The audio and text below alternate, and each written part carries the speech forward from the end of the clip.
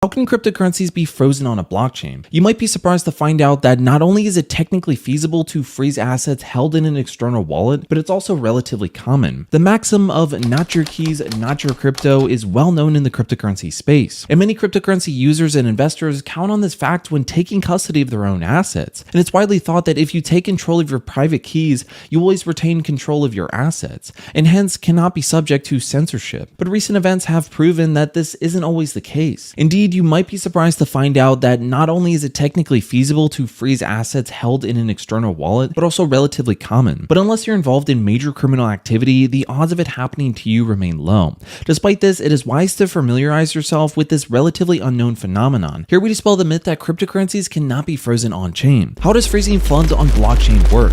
Before we get into how developers are able to freeze assets within a wallet, we first need a short primer on how tokens work. Contrary to how it might feel when interacting with them, ERC20 tokens are simply a reference to a database that keeps track of which addresses holds what number of units of said token, and the token contract is responsible for managing this database. When tokens are transferred from one person to another, the contract is responsible for changing the number of tokens associated with each address, deducting the sum from one address and adding it to another to ensure that the supply remains constant. Because this token contract is usually the only smart contract with the authority to modify the token holder database, it can be used to block access to funds, confiscate tokens, or in some cases, even burn the tokens entirely. If an address is blacklisted by the smart contract, then it may be unable to buy or receive and sell or send the token. Only an admin address will be able to update the smart contract with a blacklisted address. So why does funds freeze happen? Well, as you can imagine, these features can be used to ward off attacks and confiscate illicit funds or misused if someone gains admin control over a smart contract. Though rare, the vast majority of blacklisting events come after an illicit activity is detected in the smart contract, such as if an attacker uses an inflation bug to mint and transfer tokens to an address they control,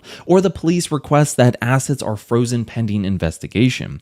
Tether, or USDT, is one such token with these capabilities. The USDT smart contract has the capability of freezing and reissuing USDT. According to Bloxy Explorer, 704 smart contracts have been blacklisted by the Tether token contract, with new addresses blacklisted every few days over the last month. Most prominently, Tether froze more than $150 million held across 3 addresses back in January, with the firm simply stating that the funds were frozen in response to a law enforcement request. More recently, the Akala team froze 16 wallets containing close to 3 billion AUSD, a multi-collateral stablecoin pegged to the US dollar. Following an exploit that allowed AUSD liquidity providers to mint non-collateralized AUSD, the Akala team managed to recover and burn these fraudulently minted tokens, but not before the attackers were able to dump a sizable amount on Polkadot-based dexes. It is also possible for smart contract admins to freeze funds potentially associated with criminal activity on external DeFi applications. For example, Circle, a popular USD issuer, recently froze several Ethereum addresses that had interacted with the Tornado Cash dApp,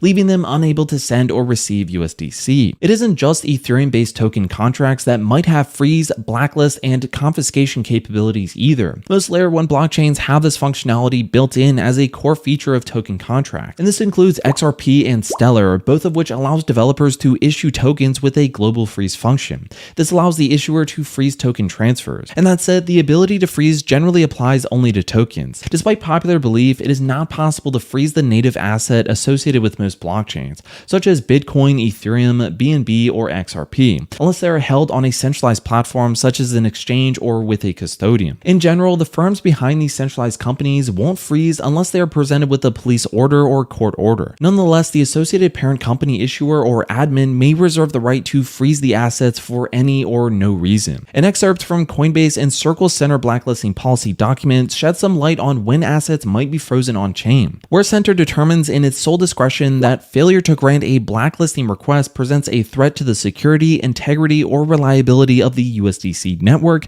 including security breaches that compromise USDC privileged keys, for example, Minter private key, and result in unauthorized USDC being minted from such compromise. It should be noted that all USDC issuers are required to comply with an improved blacklist request, and most fiat-backed stablecoins have similar capabilities. Address blacklisting and honeypot scams. Though the blacklist feature can be used to isolate funds involved in suspected crime, it can also be misused by scammers through so-called honeypot scams. Most often, this takes the form of tokens that cannot be sold after being purchased on a decentralized exchange. By using the blacklist blacklist feature to automatically blacklist outbound transfers for any address holding the token, scammers can inflate the perceived value of the token on DEX explorers. This produces a characteristic chart pattern with wave after wave of successive green candles with few to no sell orders between. The scammer, which controls the only whitelisted addresses, seeds the liquidity pool for the fraudulent token and waits for the LP tokens to grow in value as victims purchase the unsellable token. Once the community wises up to the scam and the purchases stop, the scammer or scammers then withdraws the LP tokens, claiming all of the funds contributed by the unsuspecting buyers. And this type of scam is extremely common, with dozens of honeypot scams launching each month across dexes like Uniswap, PancakeSwap, and QuickSwap. Do you think that blockchains should be able to freeze assets, and what are your thoughts on the recent Tornado Cash ordeal? Let us know in the comments down below.